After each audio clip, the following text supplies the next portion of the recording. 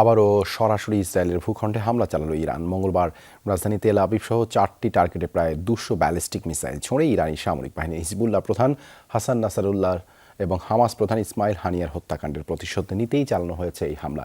তেহরানের হুঁশিয়ারি, যে কোনো মুহূর্তে আবারও চালানো হবে হামলা। ইসরায়েলি ভূখণ্ড লক্ষ্য করে ছুটছে একের পর এক ইরানি ক্ষেপণাস্ত্র। মঙ্গলবার তেল আবিব লক্ষ্য করে কয়েক দফায় অন্তত 150 মিসাইল ছোড়ে তেহরান।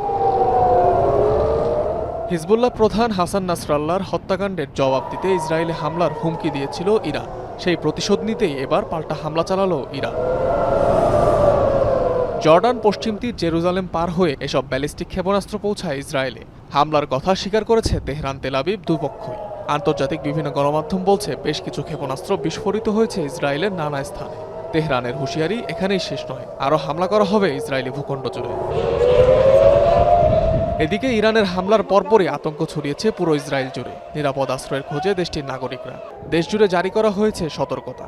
আকাশসীমা বন্ধ ঘোষণা করেছে জর্ডান সহ বেশ কয়েকটি দেশ। স্থগিত করা হয়েছে ইসরায়েল থেকে সব ফ্লাইট। প্রিয় নাগরিকবৃন্দ, কিছুক্ষণ আগে ইরান থেকে ইসরায়েলের ভূখণ্ডে ক্ষেপণাস্ত্র নিক্ষেপ করা হয়েছে।